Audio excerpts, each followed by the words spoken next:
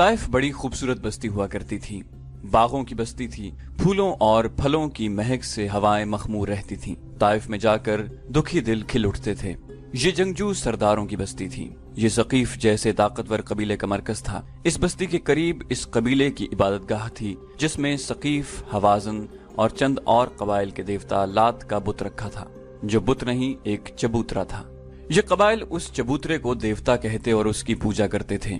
इस इबादतगाह में उनका काहिन रहता था, जिसे खुदा का और देवता लात का एलची समझा जाता था।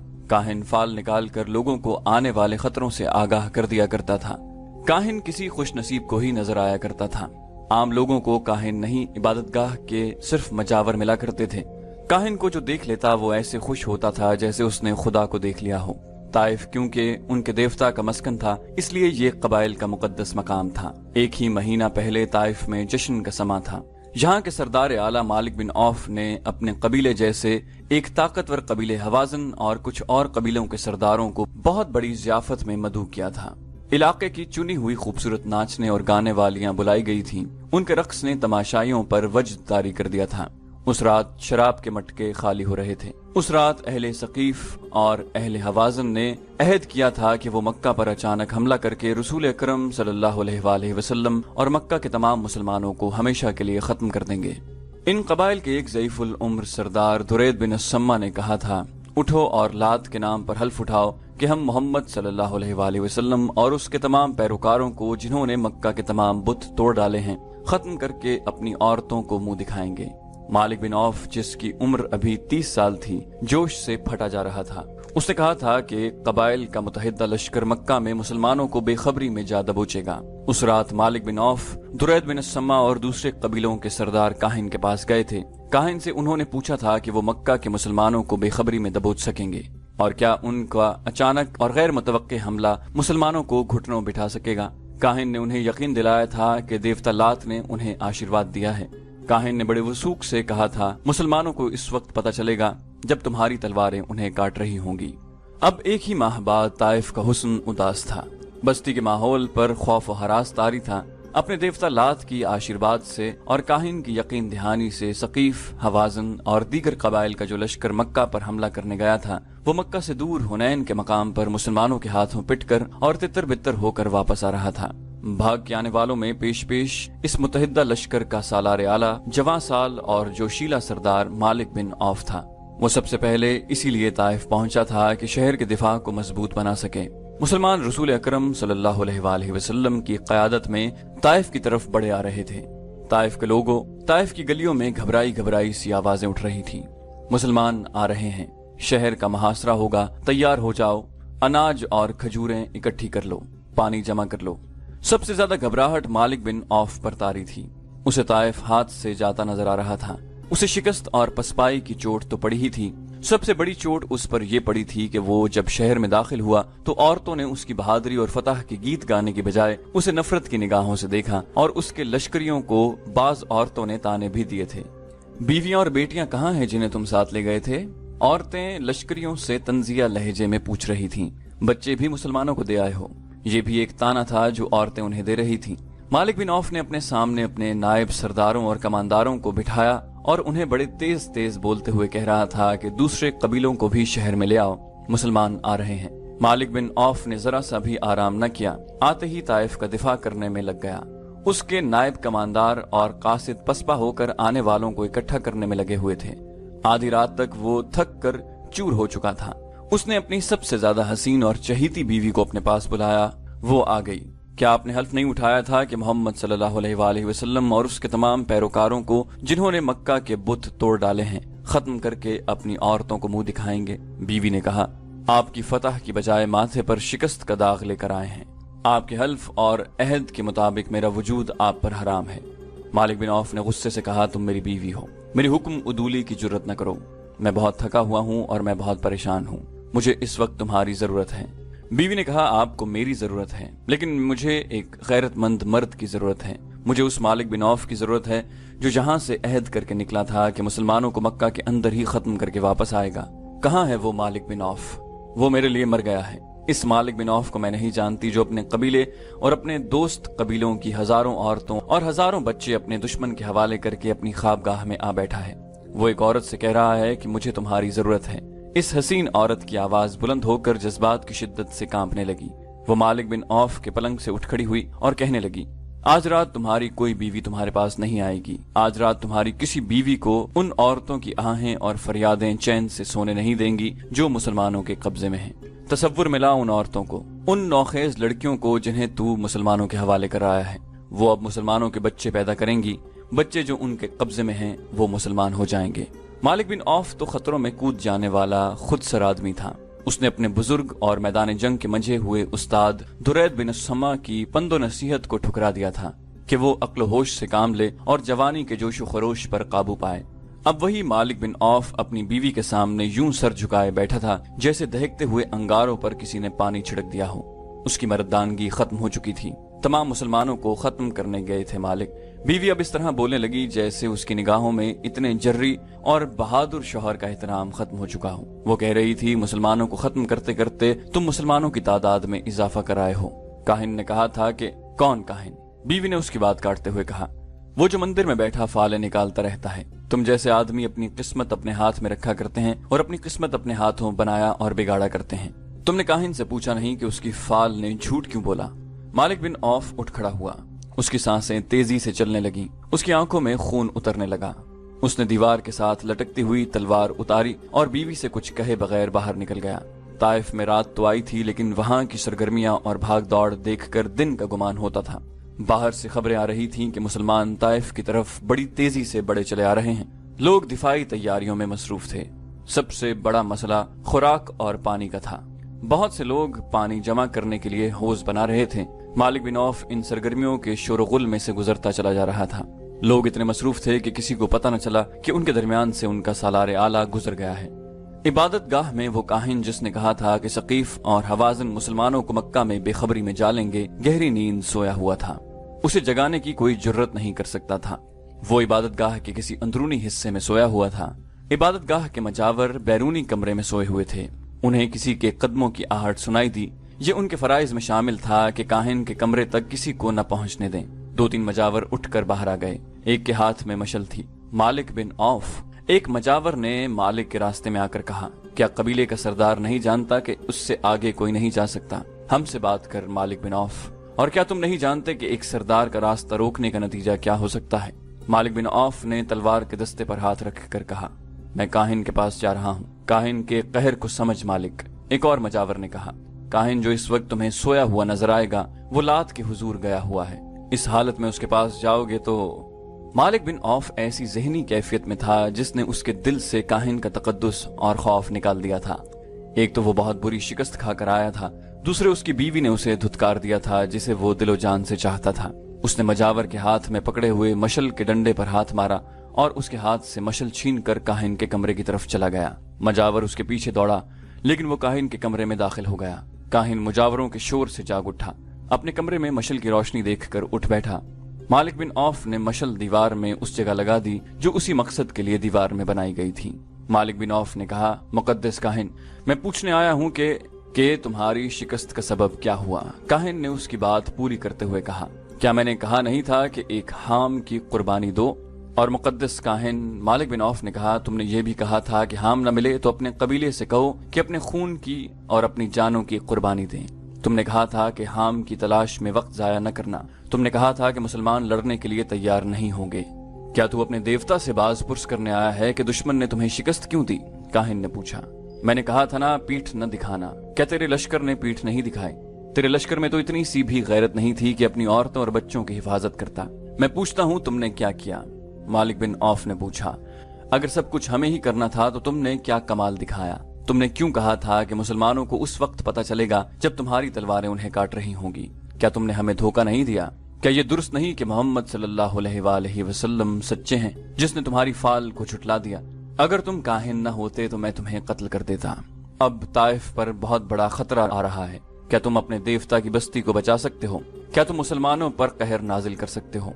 पहली बात ये सुन ले औफ के बेटे, काहिन ने कहा। काहिन को दुनिया की कोई ताकत कत्ल नहीं कर सकती। काहिन की जब उम्र खत्म होती है तो वो देवता लात के वजूद में तहलील हो जाता है।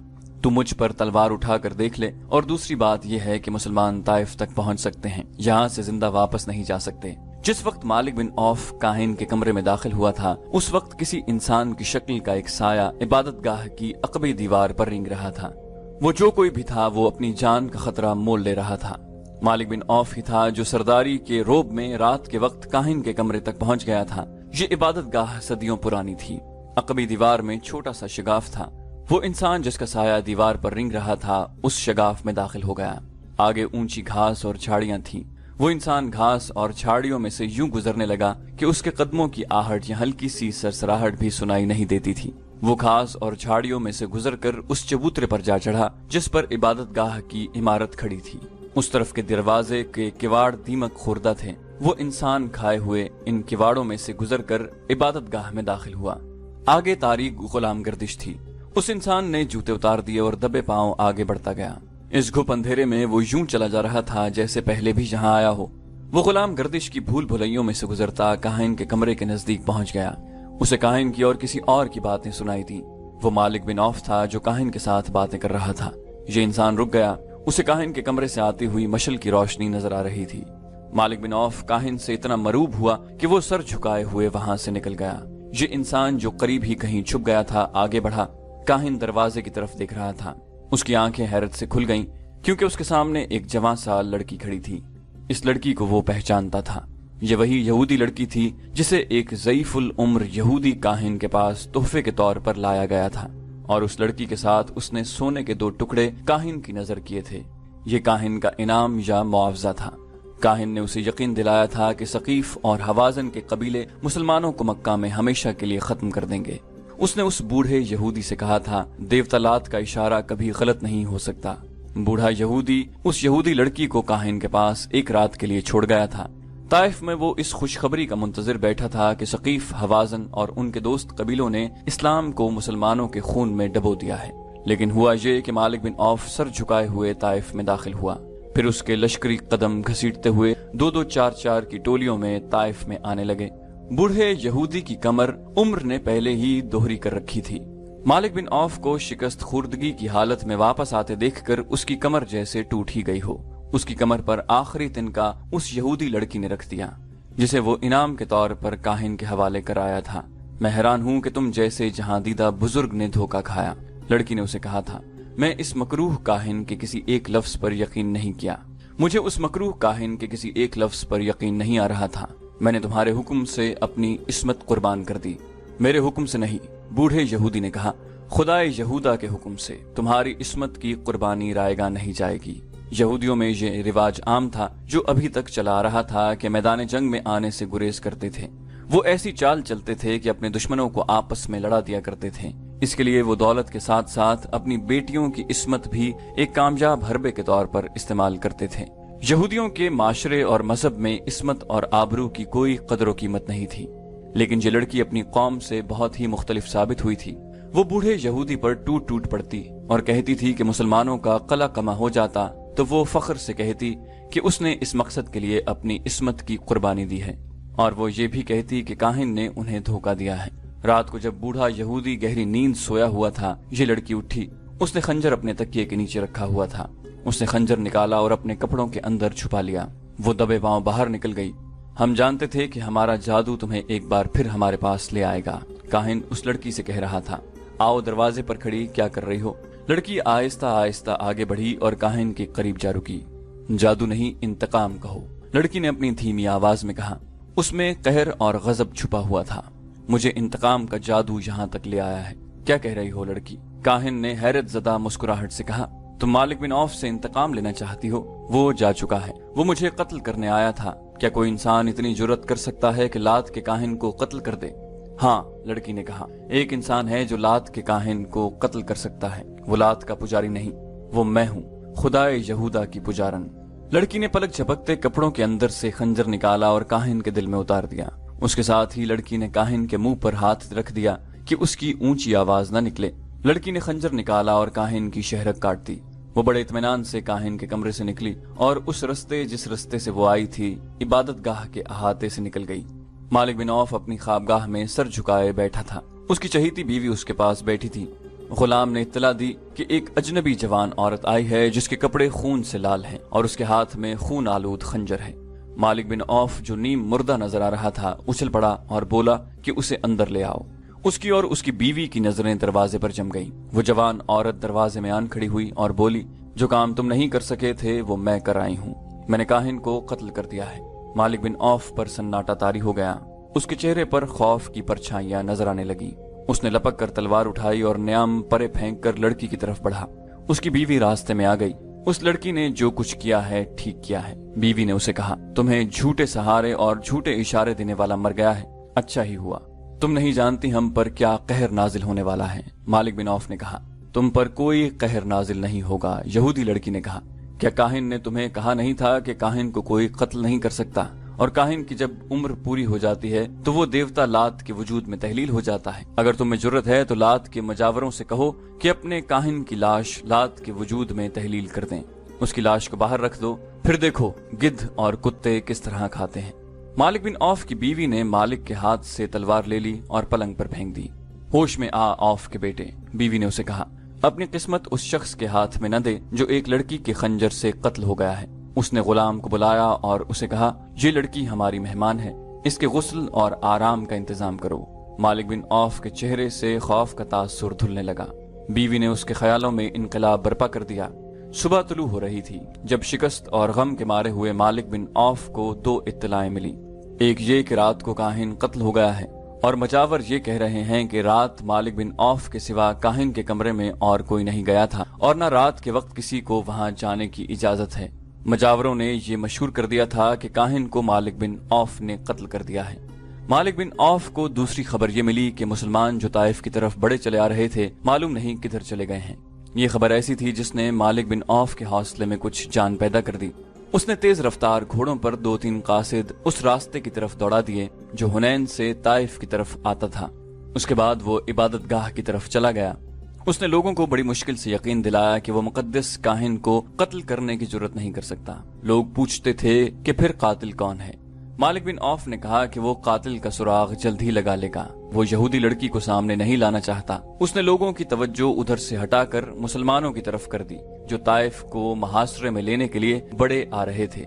वो इबादत गाह के अंदर चला गया। उसने मजावरों के साथ किसी तरह मामला तय कर लिया। लात के पुजारियों, एक बूढ़े मजावर ने बाहर आकर लोगों के हिरासा हुजूम से कहा, हमारे मुकद्दस काहिन को किसी ने कत्ल नहीं किया। वो देवता लात के वजूद में घुल मिल गया है। देवता लात के हुक्म से अब मैं काहिन हूँ। जाओ अपनी बस्ती को उस दुश्मन से बचाओ जो बड़ा चला रहा है। मालिक बिन औफ जब अपने घर पहुंचा तो कुछ देर बाद उसके भेजे हुए कासिद वापस आ गए। उन्होंने उसे बताया कि उस रास्ते पर जो ताइफ की तरफ आता है उस पे मुसलमानों का नामो निशान भी नहीं है। मालिक बिन औफ ने अपने आप को धोखे में न रखा। उसने अपने कबीले के सरदारों से कहा कि मोहम्मद सल्लल्लाहु अलैहि वसल्लम अपने दुश्मन को बख्शने वाला नहीं, वो किसी न किसी तरह से जवाबी वार जरूर करेंगे। उसने ऐलान किया कि शहर के दिफाई इंतजामात में कोई कमी न रहने दी जाए। कासिदों ने मालिक बिन औफ को बिल्कुल सही इत्तला दी थी कि ताइफ के रास्ते पर मुसलमानों का नामो निशान नजर नहीं आता, लेकिन मुसलमान सैलाब की तरह ताइफ की तरफ बड़े चले आ रहे थे। उन्होंने रसूल अकरम सल्लल्लाहु अलैहि वसल्लम के हुक्म से रास्ता बदल लिया था। बदला हुआ रास्ता बहुत लंबा था, लेकिन रसूल करीम सल्लल्लाहु अलैहि वसल्लम ने इतना लंबा रास्ता इख्तियार करने का फैसला इसलिए किया था कि छोटा रास्ता पहाड़ियों और चट्टानों में से गुजरता था। खड्ड नाले भी थे। रसूल करीम सल्लल्लाहु अलैहि वसल्लम ने अपने सालारों से कहा था कि हुनैन के पहले तजुर्बे को न भूलो। मालिक बिन औफ बड़ा जंगजू है। आप सल्लल्लाहु अलैहि वसल्लम ने फरमाया कि ताइफ तक का तमाम इलाका घात के लिए मौजू है। मालिक बिन औफ ऐसी ही घात लगा सकता है जैसी घात में उसने खालिद बिन वलीद रजी अल्लाह अन्हु को तीरों से छलनी कर दिया था। रसूल अकरम सल्लल्लाहु अलैहि वसल्लम ने जो रास्ता ताइफ तक पहुंचने के लिए इख्तियार किया था वो वादी अल मलीह से गुजरता था और वादी उल करन में दाखिल हो जाता था। आप सल्लल्लाहु अलैहि वसल्लम अपने लश्कर को वादी उल करन में से गुजारने की बजाय ताइफ के शुमाल मगरिब में 7 मील दूर निकल गए और नखब और सावेरा के इलाके में दाखिल हो गए। ये इलाका नशेब फराज का था। इसमें पहाड़ियां और चट्टानें न होने के बराबर थीं।